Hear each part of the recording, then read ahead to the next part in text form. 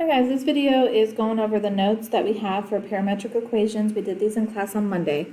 So at the beginning scenario, you have a ball is being thrown into the air. So when you're throwing an object in the air, there's actually three things that are changing. The distance the ball travels is changing, and the height is changing, and all of it is happening at the same time. So generally we have one equation for time, and so this equation represents the distance that the ball travels, and a separate equation if we want to compare the height over time. What a parametric equation does is it puts both of those together so that I can compare how far the ball has traveled to how high the ball is at that time.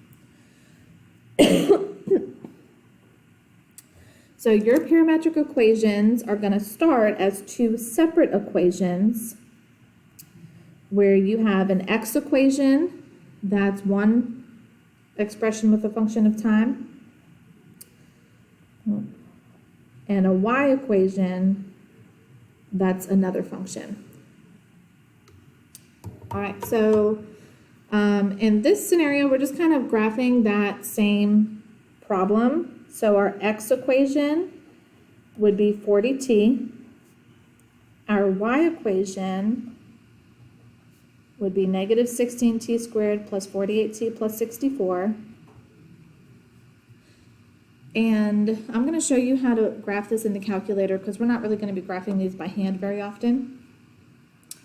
So there's a parametric mode in the calculator. So push mode first, and then make sure parametric is underlined. So you just go to it and click enter. And then when you hit y equals, you're going to notice that now you have a place to plug in your x equation and a place to plug in your y equation. When you push this button, it will automatically show up as the letter t instead of the letter x because time is the variable for parametric equations. All right, I'm going to go to my window. So I'm going to hit second graph and look at my window. Because basically what I want to show you is happening. So our time is just going to go from 0 to 4, because that's all the room I have on my table anyway. But you can see I have how the x equation is changing over time. So this is using that 40t equation and plugging in the number for time. So 0, 40, 80, 120, 160. And then this also shows us how the height is changing over time. So this is taking that y equation and plugging in the numbers for time. So 64.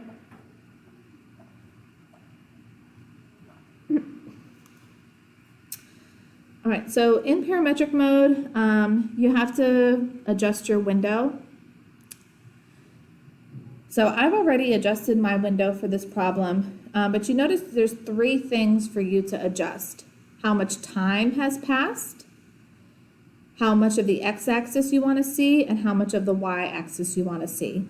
So I can tell from my table that the ball is going to be on the ground at 4 seconds. So to go from 0 to 6 is fine. You want to leave that t-step alone. We don't have any negatives. This is a real life problem with distance and height, but I like to leave a little bit of room on the negative just so I can see the lines. Otherwise, it's going to be like right up to the edge of the calculator. And I can tell my x's are only going to have to go up to 160, but I give myself a little bit of wiggle room, so I put 180. Again, that I want to leave that a little bit negative so I can see the line. And then I just kind of estimated 120 because I know at least as high as 96, but probably a little bit higher. So that's what my equation looks like.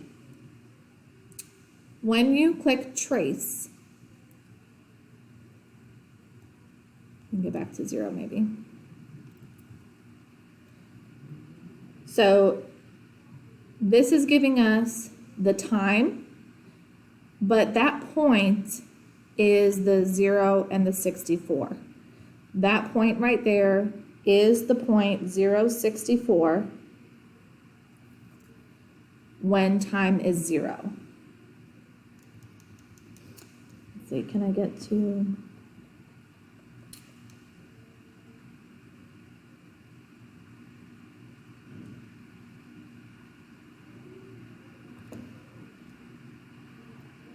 So there I can tell my 1 second, there's my point 4096. So the time, the 0, 1, 2, 3, 4, that's not actually showing up on the graph. What the x-axis and the y-axis represent, the x-axis is that horizontal distance, and the y-axis is the height. So we really don't know from the graph what time is, except for the fact that it tells us what we plugged in. All right, so anytime we have to graph, we're pretty much going to be using the calculator, so we're not going to do really any other graphing by hand. What we are going to do is solving them. And so this is what we did Friday, kind of using substitution.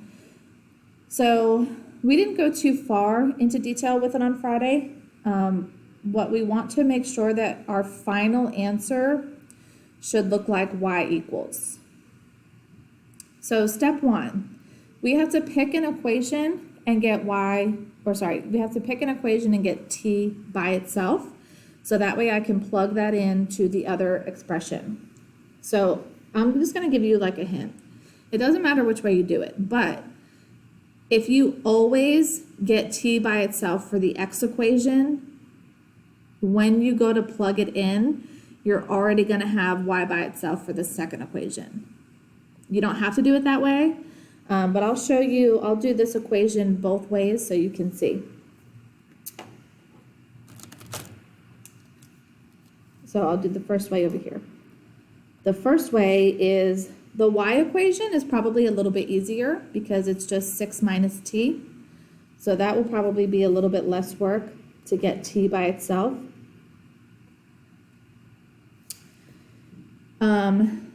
So I'm gonna minus 6 on both sides. And then I'm gonna have to divide everything by -1. And then personally, I don't like when my equations start negative. So I'm gonna rewrite -y plus 6 as 6 minus y. All right, so now I'm gonna take this expression and I'm going to be plugging that in for t in the other equation. So where I had x equals 4 times t, now it's going to be x equals 4 times 6 minus y, and then the -1.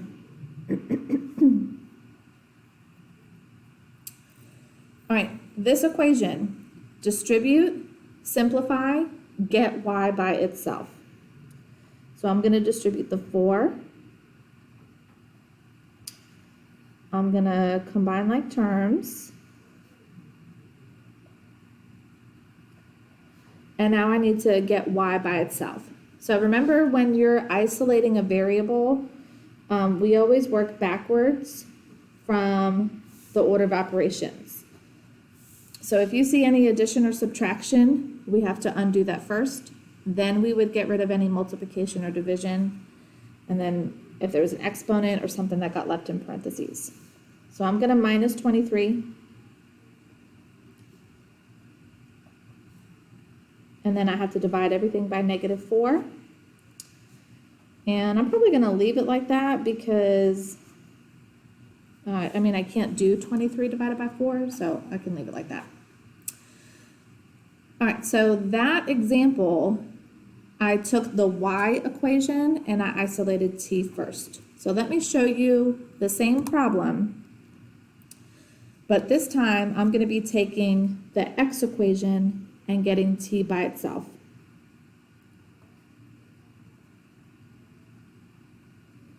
So addition and subtraction, I would add 1 first, and then divide everything by 4.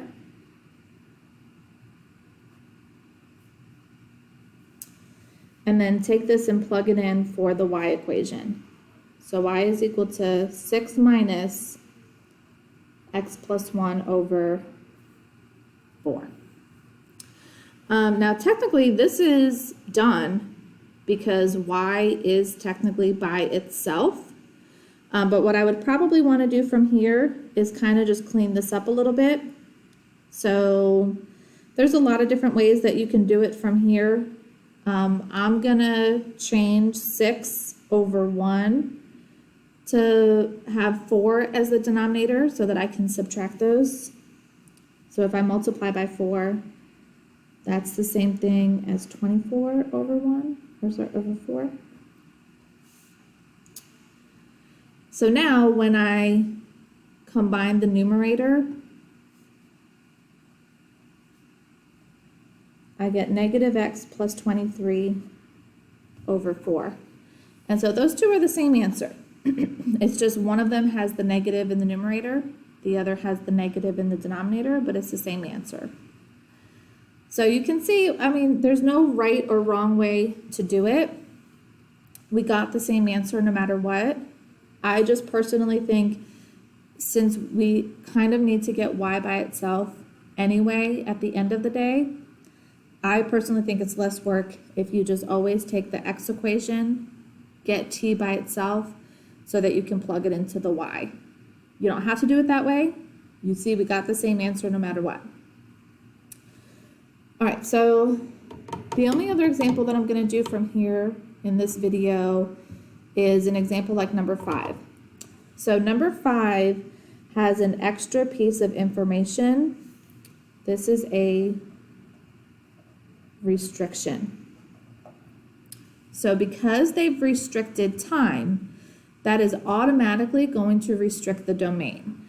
To figure out the restrictions of the domain, you have to remember whether domain goes with x or domain goes with y. Domain goes with x. So it's basically like if we were making a table, our table is only going to go from 2 to 8. And so I want to see what happens to my x's. So I'm just going to literally plug in 2 to the x equation, and I'm going to plug in 8, and that's going to give me the restrictions on my domain. So 1/2, 2 minus 3, 1/2, 8 minus 3, because that would be the same as if I told you all the way to 8. And this was our x equation. I'm basically just finding these two numbers. And brackets, because that's less than or equal to. So half of 2 is 1, 1 minus 3 is negative 2. Half of 8 is 4, 4 minus 3 is 1. So that's my domain for this problem. So if you see, like at the top, the directions say, note any restrictions in the domain, it's only for problems like number 5 when they have restricted time. All right, so I'm going to take my x equation and I'm going to get t by itself. So I'm going to add 3.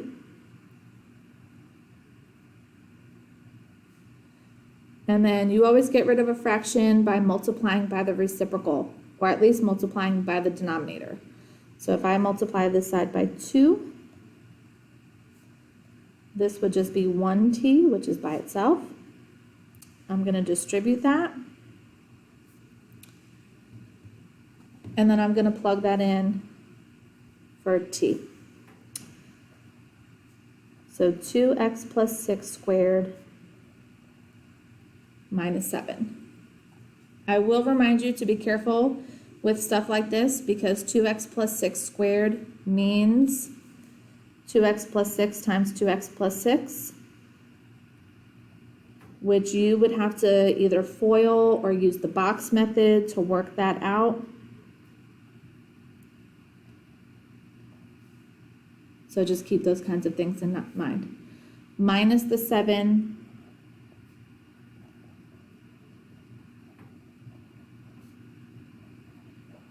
There's my final answer.